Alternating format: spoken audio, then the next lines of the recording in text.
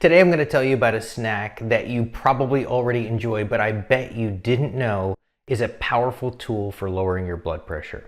If you're like me and you're watching what you eat, oftentimes diet can feel a little bit restrictive and we just want to go off the rails and eat something really delicious and decadent and indulgent, but we don't want to feel guilty that we're just throwing our diet off the rails. So I set out in search of a savory snack that can really take the edge off my appetite, but that I don't feel guilty about, and in fact can act like a powerful tool to lower my blood pressure.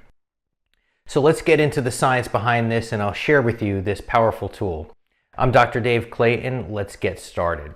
So if you've watched any of my videos, you know that potassium is a super important component to lowering blood pressure. In fact, when we look across clinical studies, what we see is that the more potassium in the diet, the lower the blood pressure. And adding potassium can lower your blood pressure by 5 points, by 10 points, by up to 15 points or more without making any other changes.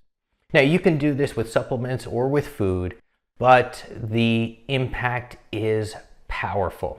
And it might be enough to avoid taking some unnecessary medications for your blood pressure.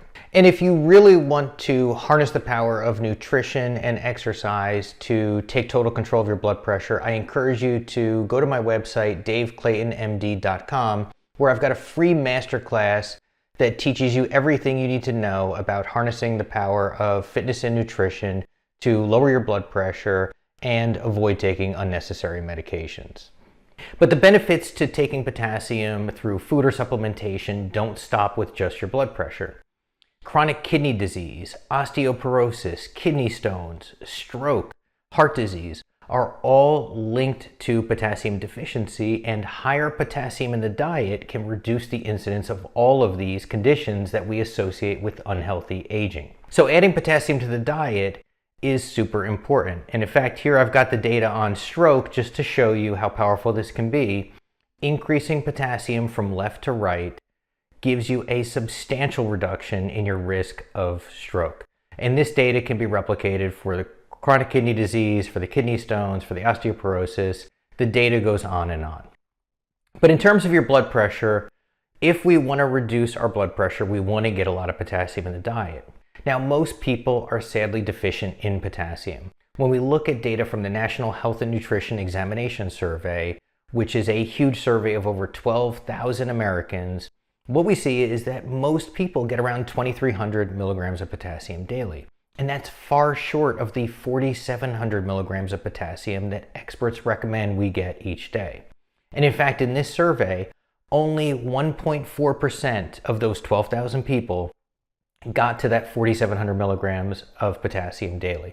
So most of us, almost without exception, are deficient in potassium, and I can tell you from following my own patients and looking at their diet logs, this data applies to everybody. If I don't focus on potassium in my diet, I end up sadly deficient.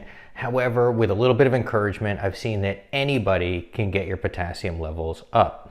So if we look at this gap between 2,300 milligrams, which is the average, and 4,700 milligrams, what we want to do is get about another 2,500 milligrams daily through diet or supplementation. And for this, I was looking to bridge this gap with a tasty snack that feels like a cheat, but isn't.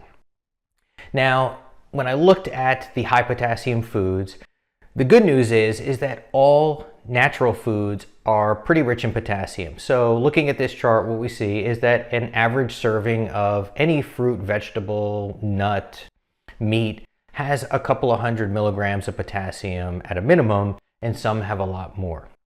And when we look at the kind of superfoods at the top of this list, they're not too bad. We got beet greens, that sounds pretty healthy. We've got soybeans, prunes, we've got tomato paste.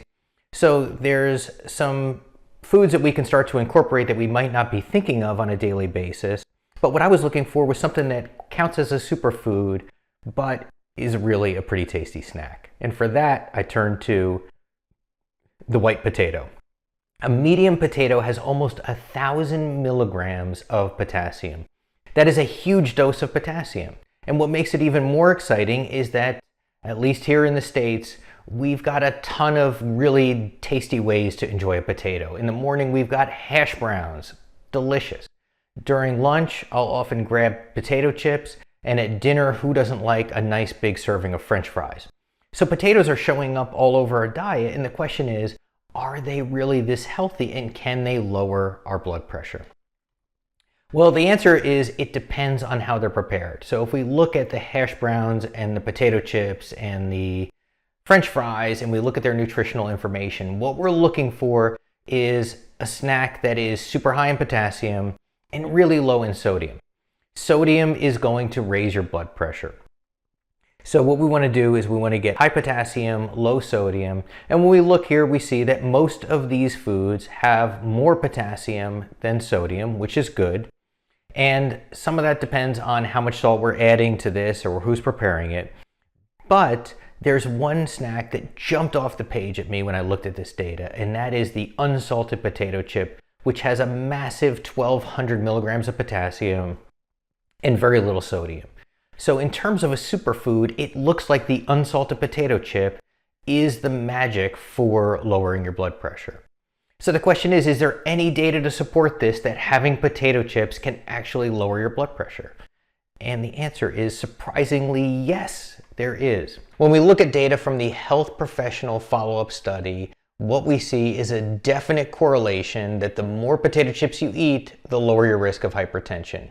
This trial looked at almost 37,000 patients, comparing the number of bags of potato chips per week or per month and the risk of hypertension. And crazy thing is that compared to those people who had less than 1 bag of potato chips a month, the patients that had more than 4 bags a week had a 14% lower risk of having hypertension. Amazing data showing that there's a correlation between the amount of potato chips you eat and your blood pressure, and supports the idea that the more potato chips you eat, the lower your risk of having hypertension, and it might be enough to prevent you from having to take some unnecessary medications. So for this, what we see is that the science is there. Potassium lowers your blood pressure. The data is there that potato chips, especially the unsalted ones, deliver a high dose of potassium with very little sodium. And when we look at the real world evidence, eating more potato chips is linked to a lower incidence of high blood pressure. Now, with that in mind, I went running off to the grocery store because I said, I've got to see if I can get my hands on a bag of unsalted potato chips. And I found these at my local grocery store. I didn't have to go to some specialty market. I didn't have to run across town or order it from some, crazy place. This was just at the local grocery store. And even though they're unsalted, they are absolutely delicious. I have enjoyed doing a ton of research for this video, and I will continue to do more research as we go. But there's a couple of things that we want to think about before we go and start noshing on an entire bag of potato chips. Now, one is that if we're getting potato chips or French fries or hash browns, we can actually make that pretty healthy by, number one, going somewhere where they're not going to put a lot of salt in it or on it, and then not adding a bunch of salt once we get it. So the lower salt varieties, it's all in the processing, and the lower salt you get, the better off you'll be. The potatoes will always have that potassium.